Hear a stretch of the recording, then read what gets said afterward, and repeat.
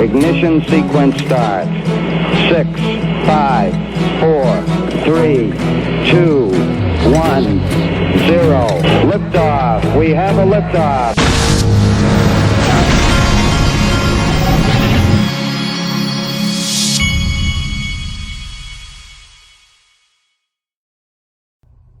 Hey everybody, this is the Digital Asset Investor, and I've got my coffee here. We're ready to roll. One more sip here. All right, this is interesting, and it may be nothing. You know how this goes. Every time we see something that seems to be very directed, but everybody says it's a glitch. Well, this is from the U.S. debt clock. Dollar to oil ratio now $0 per barrel. Dollar to silver ratio now $0 per ounce. Dollar to gold ratio now $0 per ounce. Then we've got this from Gold Telegraph. East Africa is working on a common currency. West Africa is working on a common currency.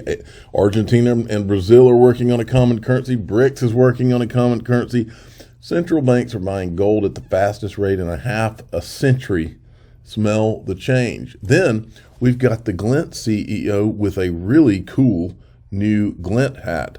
I would like one of those hats. It looks like Digital Perspectives says he's going to need one of those hats. That's the CEO of Glint, Jason Cousins.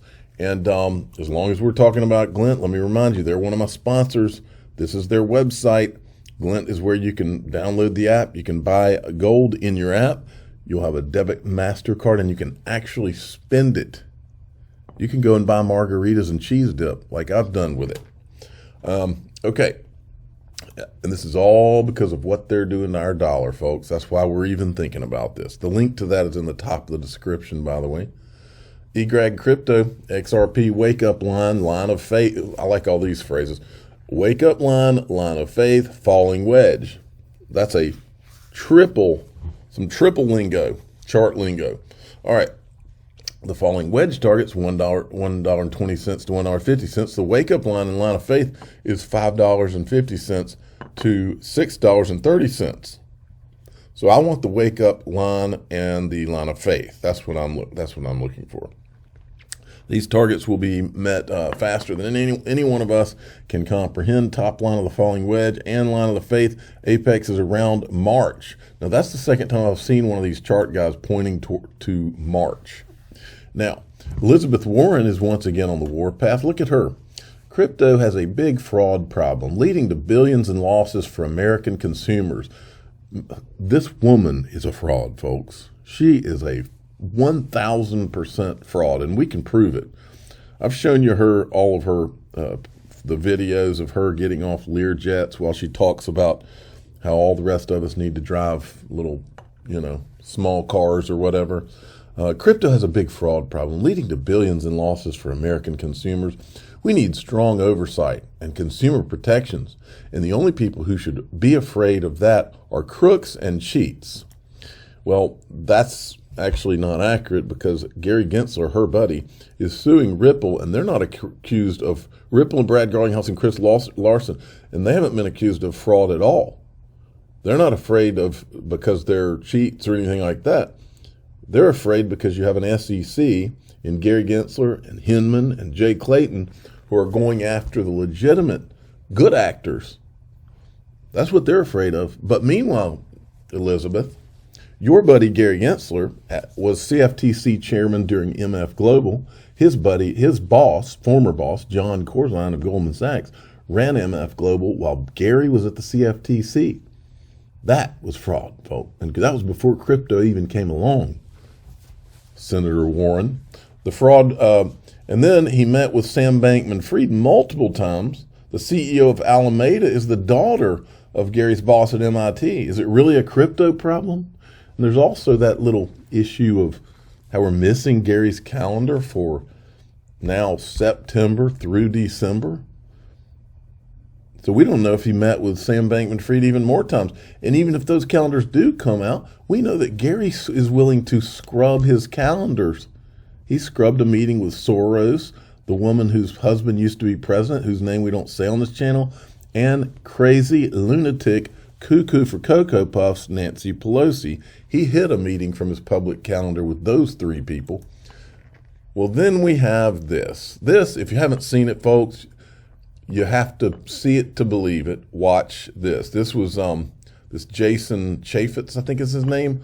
And the Heritage Foundation found all this out by doing a Freedom of Information Act, the same way that it was found out that Gary Gensler was scrubbing his public SEC calendar so that you didn't see meetings with the people that I just mentioned.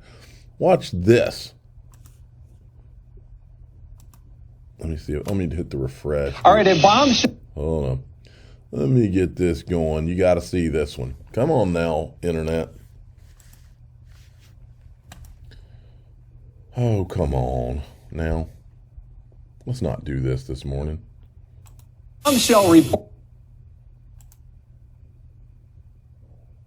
All right, a bombshell report tonight about how Elizabeth Warren, Senator Elizabeth Warren, and her office coordinated testimony with the Security and Exchange Commission ahead of a Senate hearing.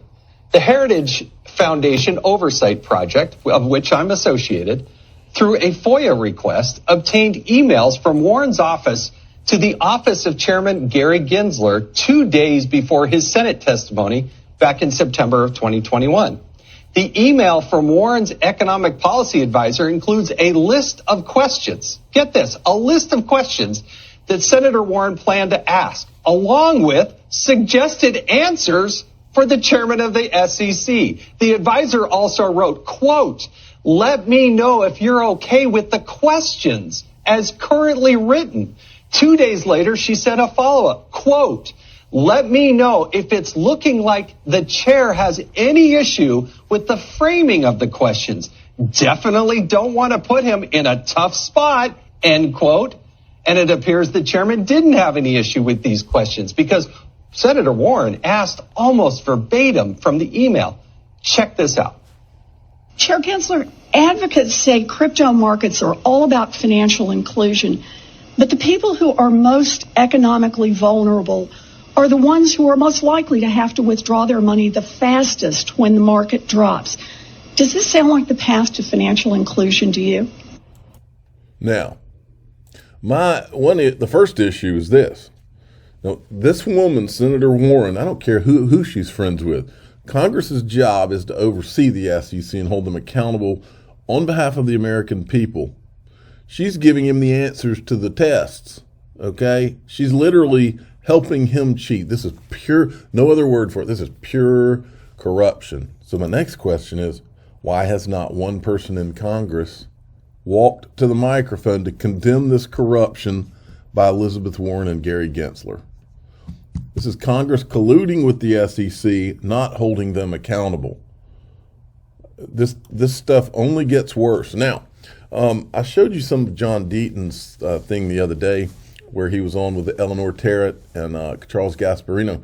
But I wanted to show you this clip. This is him discussing the Hinman emails and how he thinks that will pan out. The SEC has asked that the Hinman emails and the 58 drafts of the speech and the email comments about the speech from people like the director of trading and markets or for Valerie S. or for anyone else, that all of that be sealed and not released to the public. And of course, Ripple objects. And the law is this: if the judge is going to rely on any of those emails for any purpose, she's going to order that they could be redacted, reasonable redactions, but unsealed and made to the public. If she decides that she's not relying on those emails for anything, then it's not a judicial document and she can seal it. So I would say that I believe that they're going to become public, but because I believe that the judge is going to rely on them for some purpose. It could be for the fair notice defense. It could be for, any kind of, factual issue or whatever. And so because of that, I lean toward they're going to be produced and publicly. Do you think we'll see them before we get a ruling, or do you think we'll get a ruling and then we'll see? I'm going to predict that we see them first, even though some others disagree with me. And I'm just guessing. So anybody's guess is as good as mine. But I believe that I don't think we're going to see a ruling for a few months. I don't think it's coming, I said I think Brad said May, didn't he? Brad Garlinghouse. Yeah, I said at the very latest, at the very earliest, the end of March, but I wouldn't be surprised if it was into late April, early May. You know what I mean? I don't think it goes past June, but we could be in May. But there's also, the judge could decide that I'm just going to release it all together because of the drama that maybe releasing the emails is going to cause. So she wants everything dumped on the public at the same time. Mm-hmm. Maybe she does that, but. So basically what he's saying is he thinks we'll see the Hinman emails and then we'll get a judgment. And so I'm going to stand by what I say. And of course he's the attorney. I'm not. Just the way that they fought these emails, I am sticking to my guns here. I don't think we ever see them. Now, if Gary Gensler and the SEC are able to talk this judge into sealing them so that we never see them, yeah, then we're going to get a judgment. But if Ripple's able to use that thing as those emails as leverage, and Gary finally realizes that they're going to have to be shown unredacted, that's when I say we get a settlement. That's just me talking. Okay. Ripple, starting the year off on a high note, we're excited to share that longtime Rippler and general manager Monica Long is now president. Read more about her appointment. And then she tweeted this out: over half my professional career has been in crypto, and more importantly at Ripple. I'm incredibly honored and ready to hit the ground running as president. Thank you, Brad and Chris, for the opportunity of the lifetime. And then both Brad and Chris weighed in.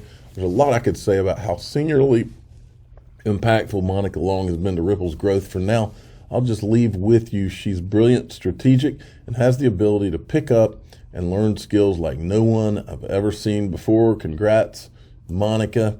And then Chris Larson says, I've had the pleasure working with Monica for 3 different companies now, and nearly from day one at Ripple. So much of what the company's achieved is due to her leadership. Congratulations.